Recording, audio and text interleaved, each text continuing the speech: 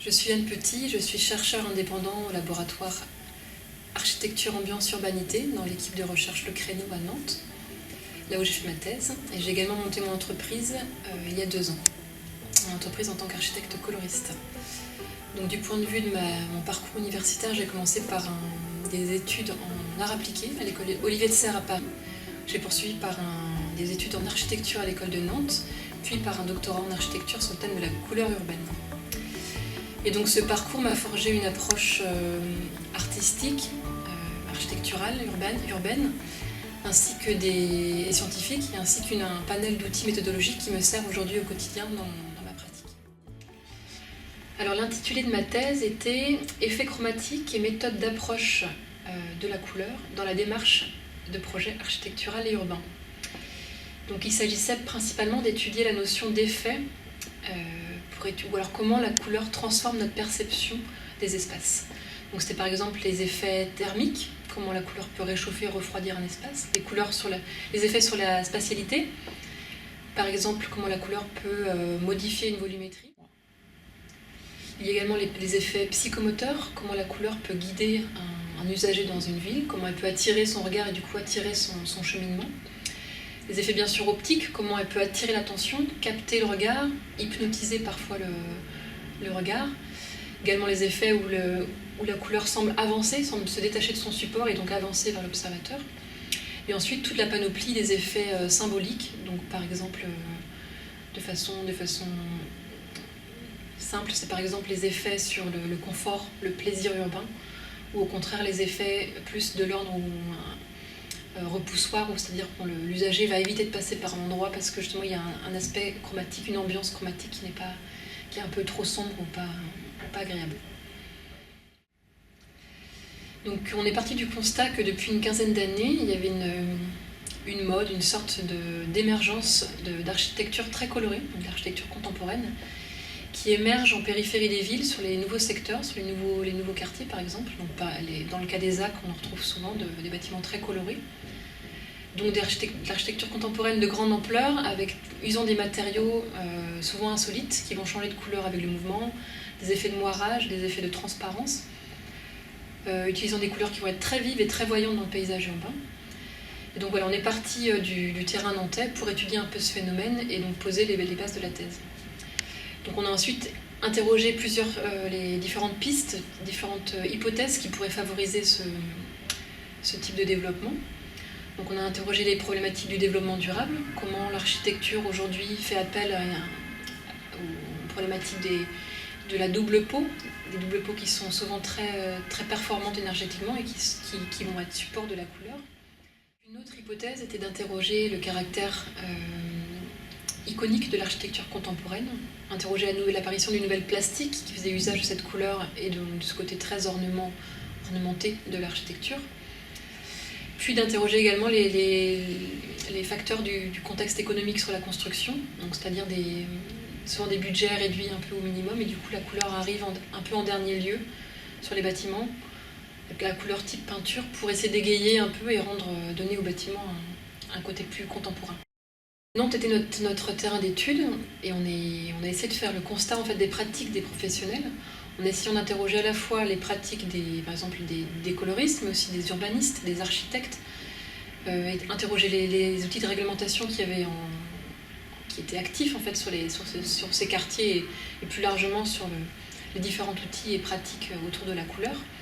Et donc on est arrivé au constat qu'il y a une réelle inadéquation entre les architectes qui n'ont pas forcément de connaissances sur la couleur, donc qu'on passe plutôt par un apprentissage expérimental sur le terrain, en utilisant les nouveaux matériaux qui sortent sur le marché de la construction. Que de l'autre côté, au niveau des instances de régulation, il n'y a pas de règlement très, très fixe au niveau de la couleur, donc c'est souvent un peu aléatoire, peut-être plus au niveau des secteurs protégés par les bâtiments historiques, mais ça reste relativement léger. Ensuite, les professionnels de la couleur en soi, déjà il y en a très peu, et ensuite ils sont peu consultés, par exemple pour l'aménagement des ZAC ou ce type de quartier. Et donc on remarque paradoxalement sur certains quartiers que les aménageurs vont encourager une architecture qui va être très colorée, une architecture contemporaine, mais paradoxalement il ne va pas y avoir d'outils de couleurs mises à disposition en amont dans les documents d'urbanisme.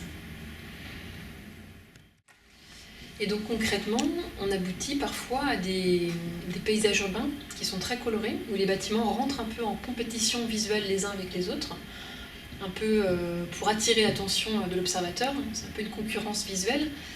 Et donc parfois, ça crée des paysages un peu cacophoniques, où les bâtiments sont un peu déconnectés déjà de leur contexte, et ensuite déconnectés des uns des autres. Ils ont chacun leur propre langage architectural et coloré, et on assiste un peu à une mise en concurrence de l'attraction visuelle.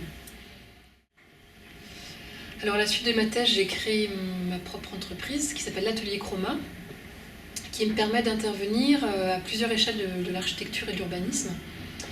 Donc c'est le cas par exemple du côté de l'opérationnel, donc je peux travailler avec des équipes de maîtrise d'œuvre sur des projets en particulier, comme c'est le cas de la place des Colombes à Rennes, où là la couleur vient faire partie d'une mise en scène, d'une requalification générale de la place.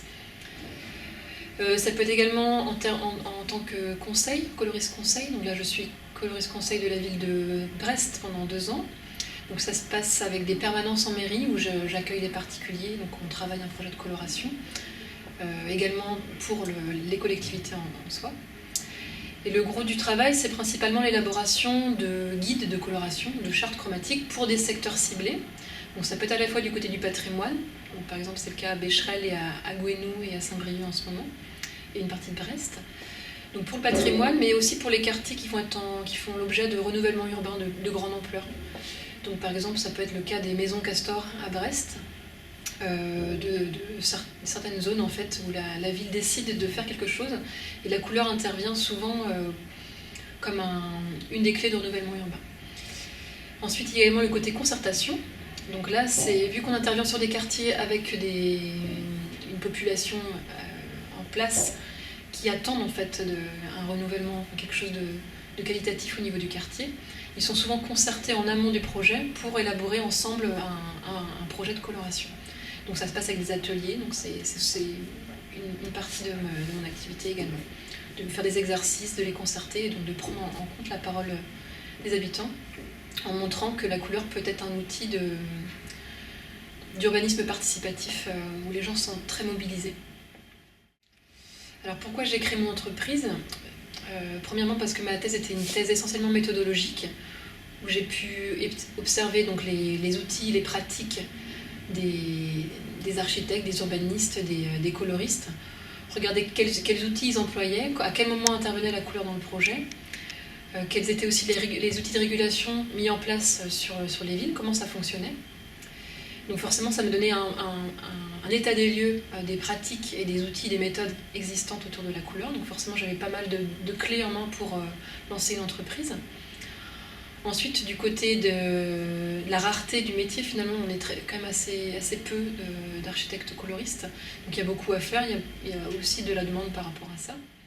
Ma troisième motivation, c'est forcément de garder une certaine liberté, de travailler sur ce qui me plaît, de continuer à la fois de mélanger création avec le conseil, avec l'expérimentation, avec l'enseignement. Donc forcément, quand on a des métiers un peu hybrides, où on fait un peu de tout, c'est bien d'avoir un statut qui nous permet d'être plus libre dans nos activités.